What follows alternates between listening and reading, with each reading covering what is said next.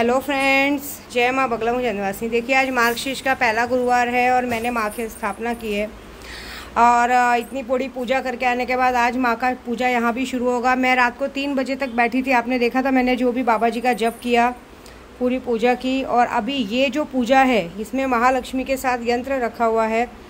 ये सारी पूजा करके आप लोगों को इसी पूजा के बाद आप लोगों को आपका जो कहते हैं ना तावीज़ है, जो लक्ष्मी यंत्र है, वो भेजा जाएगा, ठीक है। और बाकी काम तो मैं कर ही रही हूँ। रात को 3 बजे तक बैठी थी और आज सैलानी दरबार में भी पूजा शुरू होगी, क्योंकि कहते हैं ना जीत पानी है तो काम तो करना ही है, ठीक है। दूसरी बात, यहाँ पे जो भी मेरी पूजा चालू है उसमें कोई कमी नहीं है, लेकिन कुछ लोगों ने दिमाग पे असर किया है। कल रात को पूजा की, आज असर शुरू होगा। क्योंकि देखिए, मैं पहली बात तो आपकी किसी की भी नाद में लगती नहीं हूँ, लेकिन अगर कोई मेरे बीच में आए तो मैं छोड़ूंगी भी नहीं। वो सब बात छोड़ो, आज के दिन अच्छी बातें करते हैं, क्योंकि गुरुवार के दिन हमें अच्छी बातें करनी चाहिए। आज जिसने भी महालक्ष्मी का व्रत रखा है या जिसने नहीं भी रखा है, वो आज के दिन कम से कम शाम के टाइम तुलसी के पौधे के पास, आजीवन के लिए लक्ष्मी चाहिए तो तुलसी के पौधे के बाद एक घी का बड़ा दीपक जलाए, जो रात भर जलना चाहिए। क्योंकि कहती है माँ लक्ष्मी रात को ही सबके घर में आती हैं, तो रात के टाइम आपको शाम के टाइम घी का दीपक लगाना है। घी का दीपक लगाइए, रंगोली लगाइए, घर में कुछ मीठा बनाइए। आज के दिन मीठा बनाते, दिन भर व्रत रखते हैं, शाम को मीठा बनाते और पूरा परिवार सपरिवार मिलके खाना खाते हैं। गुरुवार के दिन, मार्गशीर्ष के महीने में गुरुवार के दिन बिल्कुल भी नॉनवेज घर पे ना बनाइए ना खाइए, सिर्फ गुरुवार के दिन। बाकी जो लोग खाते हो खा सकते हैं, लेकिन मतलब गुरुवार के दिन मत कीजिए, क्योंकि मार्गशीर्ष का महीना माँ लक्ष्मी जी खुद आती हैं।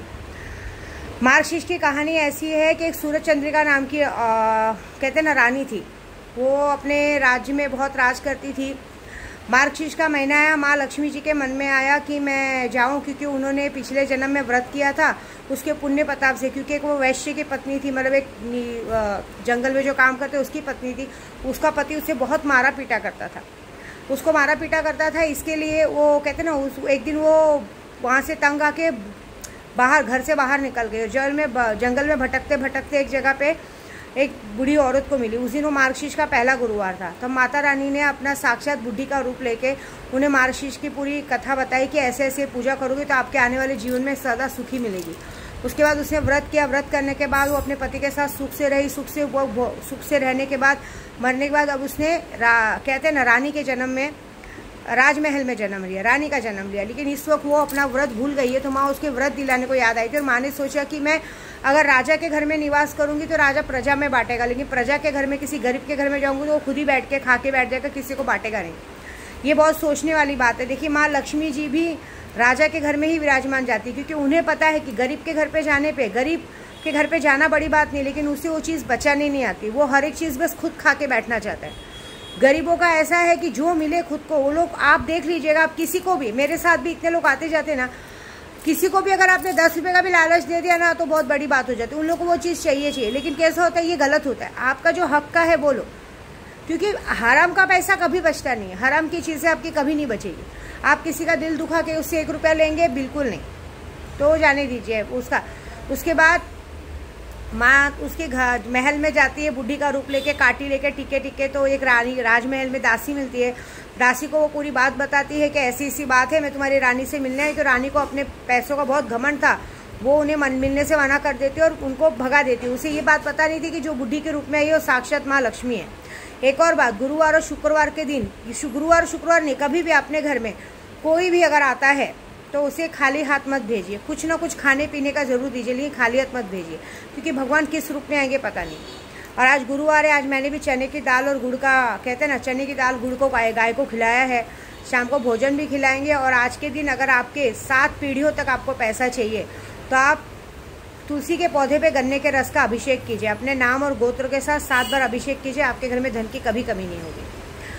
दूसरी बात, उसके बाद माँ वहाँ से रुष्ट होकर निकलती तो थोड़ी ही दूरी पे उनकी बेटी श्यामबाला मिलती है, रानी की बेटी श्यामबाला मिलती है। उसे पूरी बात पता चलती तो अपनी माँ की माफ़ी मांगती है और वो बोलती कि ये पूजा विधि मुझे बताओ, ये पूजा मैं करूँगी। उस दिन मार्गशीर्ष का पहला गुरुवार रहता है। वो लड़की पूजा करती है, उसे एक अच्छे राजा के साथ उसकी शादी होती है, अपने घर चली जाती है। लेकिन यहाँ सूरज चंद्रिका जो माता जी का अपमान करती है, उसकी वजह से उसके दिन बहुत बुरे आ जाते हैं, खाने के लिए मोहताज हो जाती है। तो एक दिन सूरज चंद्रिका के मन में आता है कि वो अपने पति को बोलती है कि अपनी बेटी का पति राजा है, आप वहाँ जाइए, वो हमें कुछ तो धन जरूर देगा। तो उसका पति अपनी बेटी से मिलने जाता है, एक तालाब के किनारे विश्राम करता है। तो जब रानी की श्यामबाला की दासियाँ वहाँ पे जल भरने आती, तो जब वो नाम पूछती कि आप कौन हो, क्या है, जैसे उन्हें पता चलता है कि ये श्यामबाला जी के पिताजी हैं, तो वो उन्हें बड़े ठाट बाट के साथ उनको महल में ले जाती है, अपने पिताजी का बहुत आदर सत्कार करती है, अच्छे अच्छे मिष्ठान भोजन कराती है और घर की विदाई के वक्त एक सोने का हंडा भर के देती है। लेकिन माँ कुपित रहती है ना, माँ निराश वो रहती हैं। देखिए मेरे पास भी बहुत सारे लोग पूजा करते हैं और उसके बाद उस चीज़ों का अनादर करते हैं, पैसों का अनादर करते हैं। कल भी ऐसे मैंने किसी को पैसे दिए हुए थे, फिर भी वो इंसान हिसाब किताब कर रहा है। मैं सामने वाले को कह रही हूँ कि अपनी तरफ से बाद में 10,000 रुपये दूंगी और उसने अपना हिसाब भूल गए। उन्होंने मुझे ये कह रहे हैं कि नहीं आपने तो मुझे सिर्फ 10,000 दिया था। मैंने बोला जो दिवाली के पहले 10,000 दिया था क्या ऊपर से आया था क्या? मतलब इंसान अपना 1 रुपया नहीं छोड़ेगा, लेकिन हराम का मिलेगा वो पूरा चाहिए उनको, ऐसी बातें होती है। लेकिन ऐसे सब बचता नहीं है, ऐसे सब दिल दुखाने वाला काम जो लोग करते हैं ना, मैं आपको सच बोलती हूँ, आप यहाँ दिल दुखोगे वहाँ पे भर दोगे, आप कुछ बढ़ेगा नहीं। मुझे फिर इस बात की तकलीफ होती है कि साला पूरे रास्ते हर एक चीज़ का ध्यान रखा, खिलाना पिलाना रहना, किसी चीज़ की कमी नहीं रखी, उल्टा हर एक चीज़ का फैसिलिटी दिया, फिर भी ये बंदे को अलग से देने के बाद भी ये बंदा अपना जोड़ रहा है। मतलब मैं अलग से 10,000 गिफ्ट में दे रही हूँ, वो छोड़ो अपना हिसाब बता रही कि मेरा इतना इतना हिसाब हुआ था, आपने इतना दिया, जो कि बाद में उसको याद आ रही कि मैंने ऑलरेडी दिया। मतलब बताओ अगर मैं 10,000 एक्स्ट्रा खुशी से दे सकती हूँ तो आपका मेहनत का रखूंगी मैं? ऐसे कुछ होते हैं नमक हराम लोग, जिनको नमक का जरा भी लिहाज नहीं रहता है। ऐसी बात है जो बोलते समय ये भी नहीं सोचते कि हम किसको बोल रहे हैं, ऑलरेडी हमें सामने वाले ने दे दिया।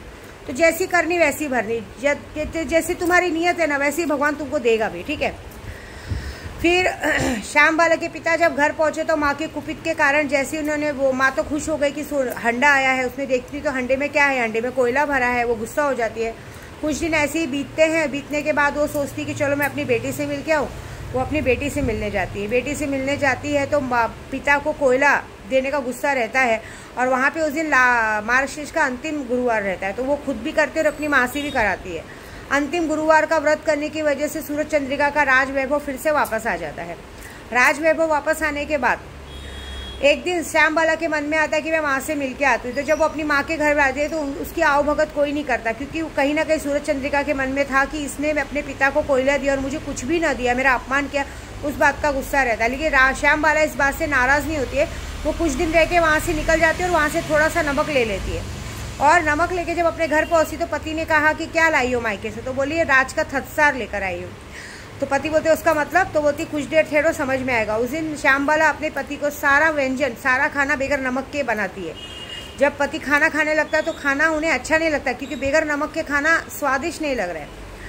तो जैसे ही वो जैसे ही वो नमक थोड़ा सा रखती हैं और जैसे ही नमक मिलाते हैं तो खाने का स्वाद बढ़ जाता है। तो वो कहती है इसीलिए कहते हैं राज का थस्सा। दोनों मियाँ बीवी हंसते खेलते खाना खाते हैं और वहाँ सूरज चंद्रिका जब हंडा खोल के देखती तो उसमें सोने के असरफियाँ भरी रहती है। उसे फिर आभास होता है कि मेरी गलती की वजह से ही हुआ था, माँ रुष्ट हो गई थी इसलिए होता है, उसे अपनी गलती का आभास होता है। तो हे माँ लक्ष्मी, हे माँ महामाया, जैसे आपने सूरज चंद्रिका पे दया की, उसकी इतनी गलतियों के बाद भी उसे माफ़ी देकर उसे हर तरह का सुख वैभव दिया, वैसे मुझे भी, मेरे सारे यूट्यूब चैनल वालों को भी, उनकी 7 पीढ़ियों तक कभी किसी को पैसे या किसी चीज़ की कमी मत देना। दूसरा, जैसे आपने श्यामबाला को अच्छे से कहते हैं एक अच्छे सा घर परिवार देके उसे सुरक्षित किया, वैसे हमारी भी घर की बेटियों को अच्छा सा ससुराल घर देके उन्हें हर तरह से खुश रखना। और आज ये मेरी वीडियो जो भी देखे और जो भी दिल से ये कहानी सुने उसकी हर मुराद पूरी करना, ठीक है। और जो भी इसे शेयर और फॉलो करे उसे हर तरह का फ़ायदा देना, उनका कर्जा ख़त्म कर देना, उनका खुद का घर कर देना, लोन ख़त्म हो जाए ये पूरा कर देना। बस आज के लिए विद्या देवी की तरफ से आपको यही ब्लेसिंग है। बाकी मारण मोहन वशीकरण काम चालू है, आपको इच्छा हो तो करवाइए, नहीं तो जैसे आपकी इच्छा, ठीक है। जय माता दी।